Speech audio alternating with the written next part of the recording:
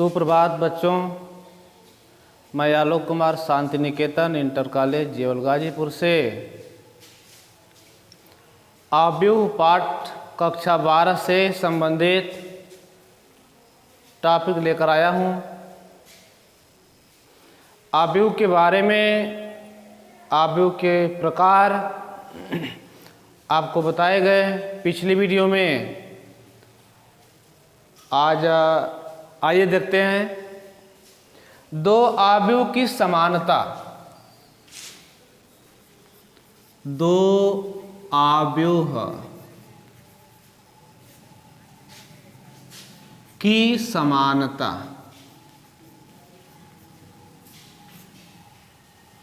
यानी दो आव्यूह आपस में बराबर कब होते हैं? इसमें यदि एक आव्यूह ए आई जे और दूसरा आव्यूह बी आई जे, ये दोनों तभी आपस में बराबर होंगे जब दोनों एक ही क्रम के हों। ये दोनों आपस में तभी बराबर कहे जाएंगे जब ये दोनों आव्यूह ए और बी एक ही क्रम के हों। देखिए, यह आई जे लिखने का मतलब है आयवी पंक्ति और जेवी स्तंभ। आयवी पंक्ति जेवी स्तंभ जे खाली ए बी दोनों समान बराबर कब होंगे? जब दोनों आव्यूह एक ही क्रम के हों, तभी बराबर हो सकते हैं। जैसे में x+1 और 4 5y - 2 बराबर 3 2 1 5 ही ले लेता हूँ मैं। चलिए, हमने कहा यह दोनों आव्यूह समान आव्यूह हैं, तो x और y की वैल्यू ज्ञात कीजिए। इसमें करेंगे क्या? देख रहे हैं किस क्रम का है? 2 × 2, अर्थात 2 पंक्ति और 2 स्तंभ हैं, 2 × 2 क्रम का है। इसमें भी 2 पंक्ति और 2 स्तंभ हैं, यह भी आपका 2 × 2 क्रम के हैं। इन दोनों आव्यूह के क्रम आपस में बराबर हैं, अतः इनके संगत तत्व आपस में बराबर होंगे। समान आव्यूह के संगत तत्व आपस में बराबर होते हैं। संगत तत्व का यह तत्व इसके संगत है और यह तत्व इसके संगत है और यह तत्व इसके संगत है। तो लिखेंगे दोनों आव्यूह समान हैं, अतः इनके संगत तत्व आपस में क्या होंगे? बराबर होंगे बाबू। चलिए, x+1 बराबर 3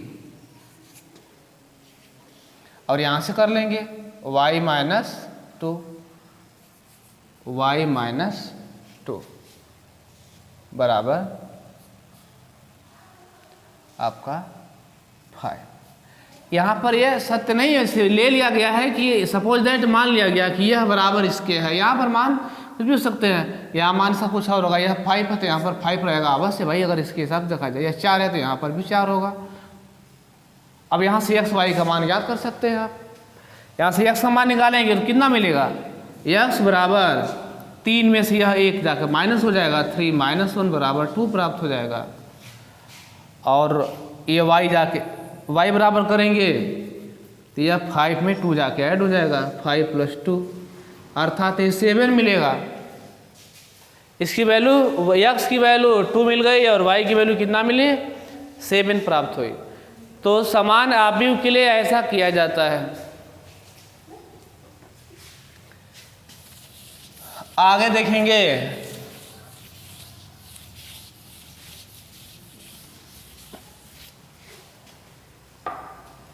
आव्यूहों का योग। आव्यूहों का योग, addition of matrix, addition of matrices कर लेंगे। बहुवचन मैट्रिक्स की बहुवचन मैट्रिसेज होता है। अवयवों का योग कब करेंगे? इसमें भी योग में भी यह होना चाहिए निश्चित कि इनके क्रम एक ही हों। यह अवयव ए है और यह अवयव बी है, तो इनके क्रम समान होंगे तभी इनको आप जोड़ सकते हैं और घटा सकते हैं। जोड़ घटाना दोनों में किस अगर समान अवयव क्या है, जैसे 1 2 3 ले लिया आपने, 1 2, यह 2 क्रम का है और यह 3 2 4 5, इनका योग निकालेंगे a प्लस बी। देख रहे हैं ये दोनों एक ही क्रम के हैं, 2 गुणे 2 के, और यह 2 गुणे 2 के, तभी इनको आप जोड़ सकते हैं, घटा सकते हैं, अन्यथा नहीं जोड़ घटा सकते हैं। जोड़ेंगे क्या? संगत तत्व जुड़ जाएंगे, 2 जुटेगा, इसका संगत 3 से कितना हो गया? 5, 3 जुटेगा 2 से कितना हो गया? 5, 1 जुटेगा 4 से कितना हो गए? 5, 2 जुटेगा 5 से कितना हो गया? 7। यह ए और बी का योग हो गया। अगर इनका अंतर ज्ञात करना हो तो इसमें से ए में से बी को माइनस कर लेंगे, ए में से बी को माइनस कर लिया जाए। ए कहिए चाहे ए में धन बी जो है कि घटा सकते हैं, सारी धन करके माइनस बी कर लीजिए। इसमें बराबर ए माइनस बी करना होगा तो क्या करेंगे? एक ही क्रम का है, देखिएगा ए 2 में से 3 घटा लेंगे, कितना होगा? यह 2 में से 3 को घटाना है, न कि इसको घटाना है। 2 में से 3 घटाएंगे -1, 3 में से 2 घटाएंगे 1, और 1 में से 4 घटाएंगे -3, और 2 में से 5 घटाएंगे -3। यह है a माइनस बी। इस तरह से जोड़ते हैं अवयव को और घटा देते हैं, ठीक है ना। अच्छा, आगे चलते हैं।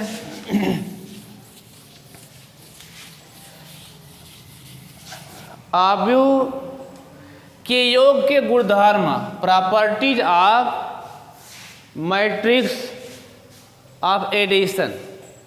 योग के गुणधर्म में यानी यह 2 अवयव या कह सकते हैं अवयवों का योग क्रम विनिमय नियम का पालन करता है। क्रम विनिमय यानी a धन b बराबर b धन a होता है, ठीक है ना। दूसरी केस में यदि a b c 3 अवयव हों और एक ही क्रम के हों तो यह जो है इनका योग साचर नियम का पालन करता है।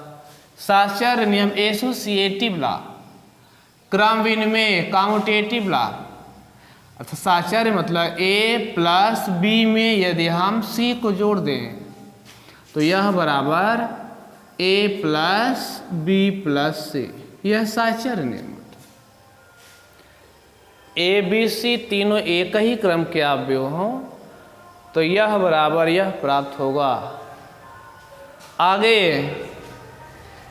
योज्य तत्समक, योज्य तत्समक एडिटिव, इसकी इंग्लिश होती है एडिटिव आइडेंटिटी। योज्य तत्समक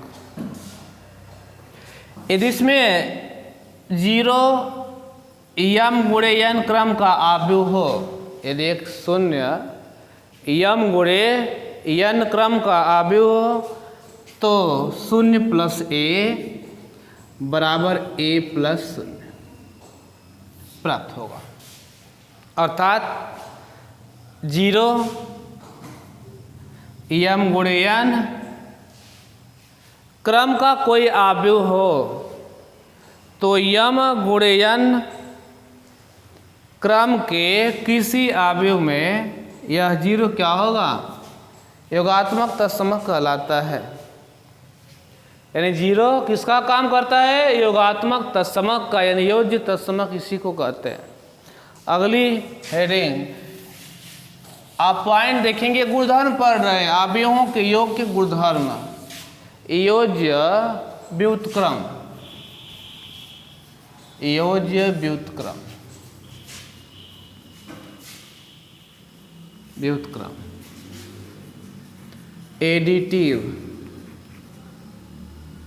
inverse, inverse. यदि ए कोई यम गुण यन क्रम का अवयव हो तो प्लस माइनस ए बराबर 0 प्राप्त हो रहा है। ए में यदि माइनस ए को जोड़ दिया जाए 0 प्राप्त हो रहा है, तो माइनस ए को ए का योज्य व्युत्क्रम कहते हैं, योज्य व्युत्क्रम कहते हैं। आगे आप देखेंगे, आपस में शांति से बैठेंगे, फाइट ना करेंगे।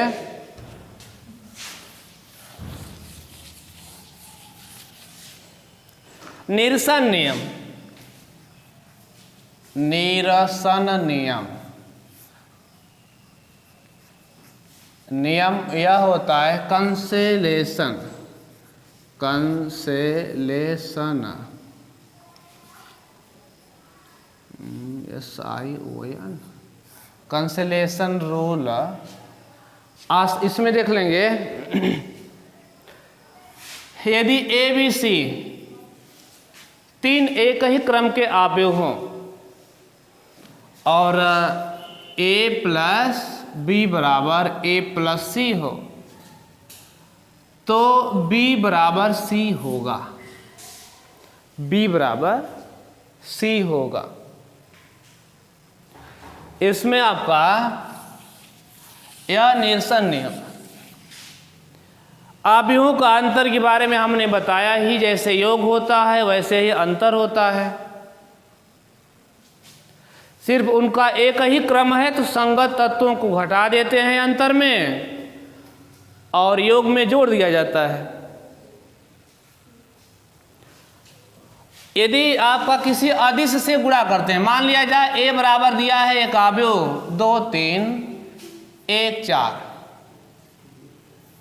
और हमें 4a की वैल्यू ज्ञात करनी हो, कितना की बाबू, 4a की वैल्यू ज्ञात करनी हो, तो इधर देख लेना, तो a हो जाएगा आपका 4a, अर्थात यहाँ 4 हो गया और a का मान रख लेंगे 2 3 1 4। किस क्रम का अवयव है, 2 गुणे 2 क्रम का है, देख लेना। इसकी वैल्यू प्राप्त हो गई, इसका गुणा करेंगे, सभी तत्वों में गुणा होता है इसका बाहर से, 8 12 हो गया और 4 1 में 4 और इस 4 का इस 4 में कर लेंगे 16। बड़ी अच्छी बात, शाबाश, 16 प्राप्त हो गया। यह 4a की वैल्यू निकाल लिया आपने, देखा ए दिया है 4a निकल गया, यानी सब में अंदर जितना से भी 3 से गुणा करना हो, 3 इसमें 3 इसमें 3 इसमें 3 इसमें, ये तो आपने 4a निकाल लिया। सपोज दैट यहीं पर हमें b बराबर भी दिया हो, b बराबर 1 2 3 4 और यहाँ से हमें 2b निकाल लेना हो, 2b प्राप्त करना हो, क्या करेंगे बाबू, 2 कर लेंगे, b यहाँ पर लिख लीजिए 1 2 3 4, ठीक है। अब यहाँ से 2 का अंदर गुणा कर लेंगे, कितना मिलेगा, या 2 और इसमें करेंगे 2 का 4, 2 का 6, 2 का 8, शाबाश। इतना आपने ऐसे ऐसे कर लेंगे। यदि इसमें आपको यह शर्त दे दिया कि आप जरा ज्ञात कर लीजिए भाई साहब, कितना a निकाल लेना हो आपको, 4a माइनस 2b निकालना हो, क्या करेंगे, इस 4a में से 2b को माइनस कर लेंगे, करेंगे तो कितना मिलेगा, ये देखिएगा 2b वाली वैल्यू यह है और 4a वाली वैल्यू यह है, इसमें से इसको माइनस कर लेंगे। घट सकता है कि नहीं घट सकता है, घटेगा, चलिए अच्छी बात है। क्यों घटेगा, क्योंकि दोनों का क्रम एक ही, ऐसा ही कहा आपने, बहुत बढ़िया। अच्छा देखिए, संगत तत्व 8 में से, इस 8 में से घटा देंगे इस 4 को, यही संगत तत्व, नहीं गलत गलत, अरे हाँ सही बात है, इस 8 में से इस 2 को घटाएंगे, इसका संगत यह है न कि यह है। चलिए भाई आप जगह हैं, इसी तरह जगह रहिए। 8 में से 2 घटा लो, कितना मिलेगा 6। 12 में से 4 घटाएंगे, कितना मिलेगा 8। इस 4 का संगत यह है 6, तो 4 में से 6 घटाएंगे तो 6 बड़ा है, चिन्ह इसका -2 प्राप्त हुआ। 16 में से 8 निकाल लेंगे, 8 प्राप्त हो गया। अब आव्यूहों को जोड़ना और घटाना आप अच्छी तरह से जान गए होंगे, सिर्फ उनमें संगत तत्वों का ध्यान देना है और उनका क्रम एक ही होगा। आप जोड़ सकते हैं, घटा सकते हैं, गुणा करना होगा जिससे भी उसके अंदर उनके सभी तत्वों में गुणा होगा। आगे चलिए। अच्छा, अब आगे हम देखेंगे आव्यूहों का गुणनफल। आव्यूहों का गुणनफल, गुणनफल, multiplication of matrix. Multiplication of matrix कर लेंगे इसमें। मल्टीप्लाइकेशन ऑफ मैट्रिसेज,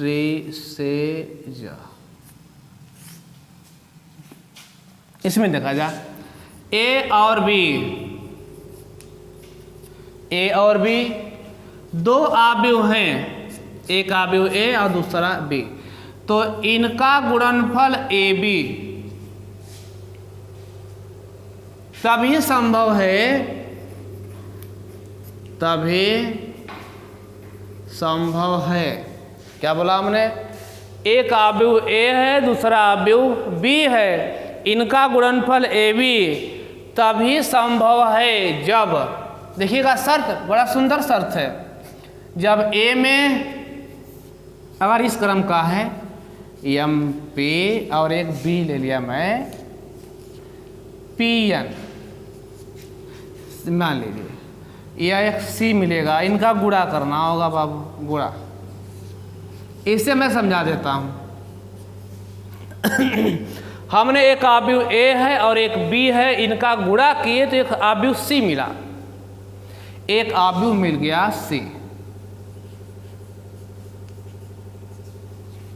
देखिएगा, एक आव्यूह ए है, दूसरा बी, इनका गुणनफल ए बी तभी संभव है जब ए में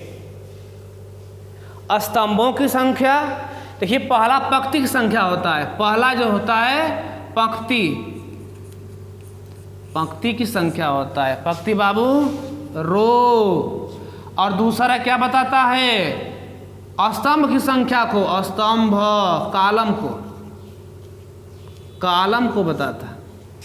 तो ए में स्तंभों की संख्या और बी में पहला है पंक्तियों की संख्या, यदि आपस में बराबर है,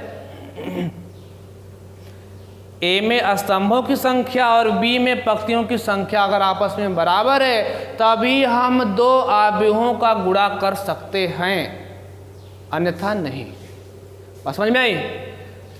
देखा जाए सारे ए और बी 2 आव्यूह, इनका गुणा तभी कर सकते हैं जब आप ए में स्तंभों की संख्या और बी में पंक्तियों की संख्या बराबर हो, तभी कर सकते हैं। और इनका गुणनफल प्राप्त कितना होगा? गुणनफल जो भी प्राप्त हो, लेकिन यह किस क्रम के आएंगे मैं उसको बता रहा हूं। यह यम गुणे यन क्रम का आव्यूह प्राप्त होगा, कि यम गुणे यन क्रम का आव्यूह प्राप्त होगा, यानी पहले वाले ए की जितना पंक्ति होगी और बी यानी दूसरे आव्यूह का जितना स्तंभ होगा, उस क्रम का आव्यूह आपका प्राप्त होगा गुणा करने के बाद। अभी मैं एक एग्जाम्पल लेता हूँ, आपको समझ में बात आ जाएगी। चलिए, और गुणा कैसे करेंगे वो नियम मैं बता रहा हूँ।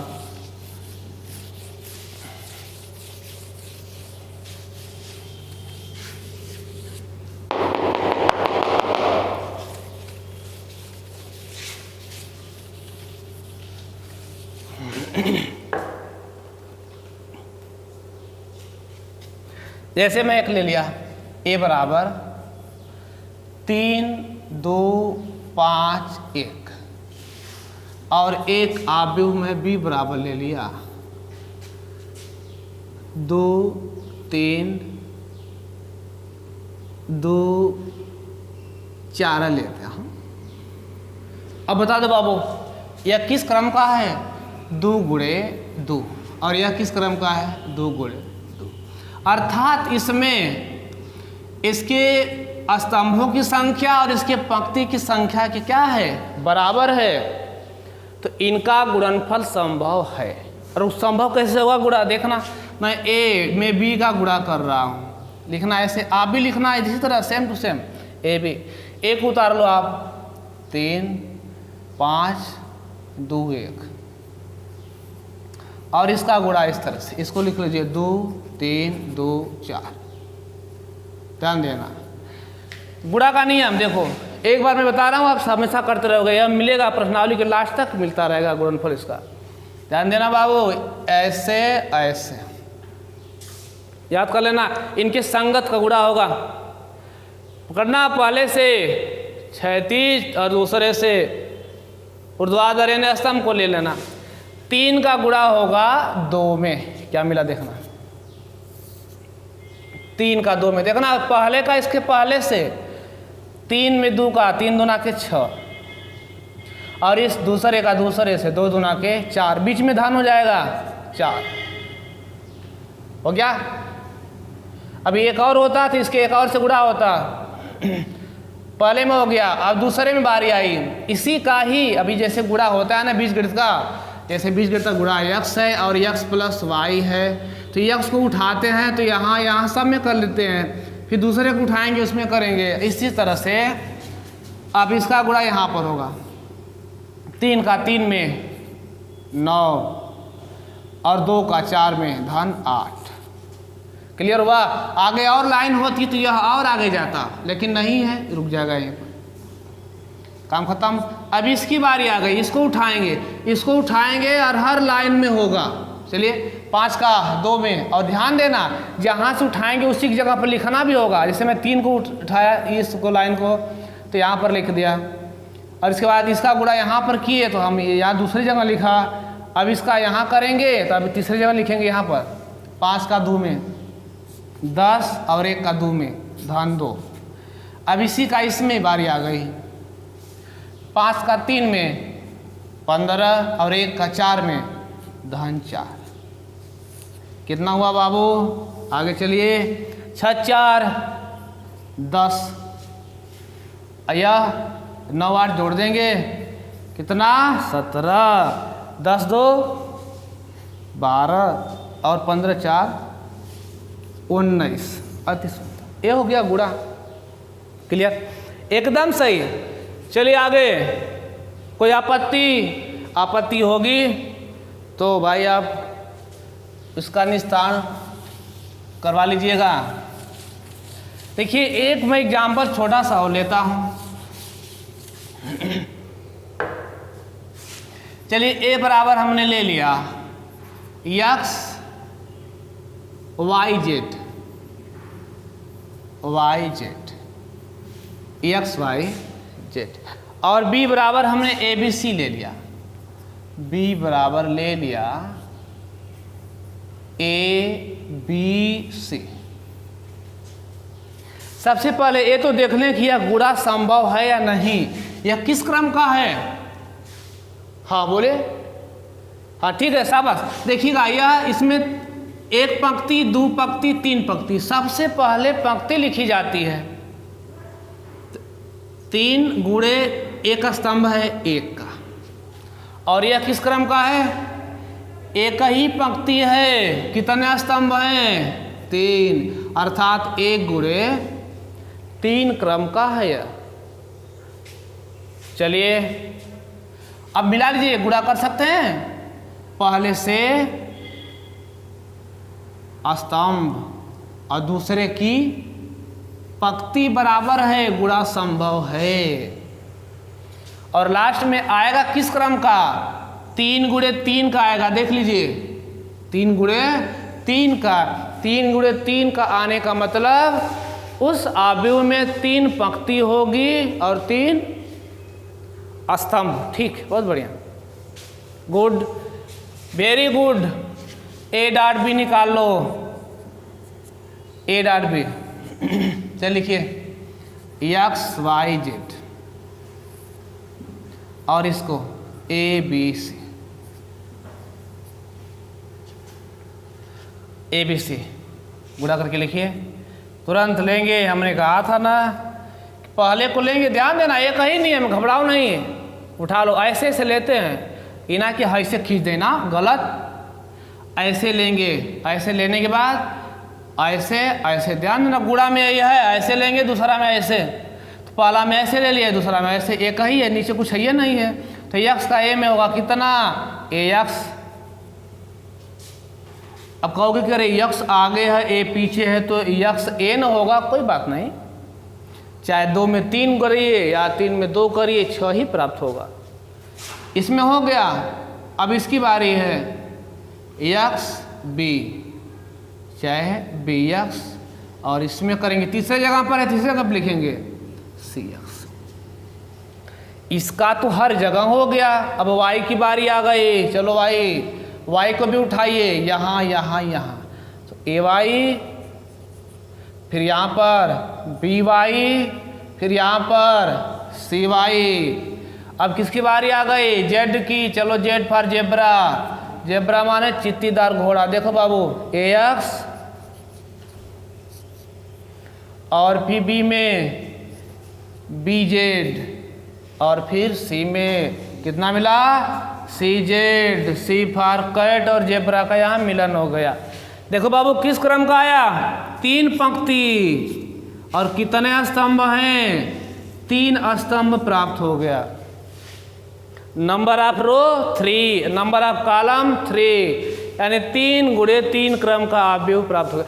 हमने बोला था यहाँ से तुरंत पता लग जाएगा, 3 का मिल गया। अच्छा, ये तो अवयव का गुणा था, हमें उम्मीद है कि आपको गुणा आ गया होगा करना। यदि जिस बालक बालिका को यह गुणनफल यानी अवयव का गुणा करना नहीं आया होगा, उनके इसका कारण एक होगा कि उनके ध्यान में कमी, सावधानी हटी दुर्घटना घटी। तो आप दुर्घटना ना घटाओ, आगे तीव्र मोड़ है, कहीं कहीं अंधा मोड़ भी होता है। देखिए मैं आपसे पूछ दिया कि यह बताइए 2 3 1 4 और 2 6,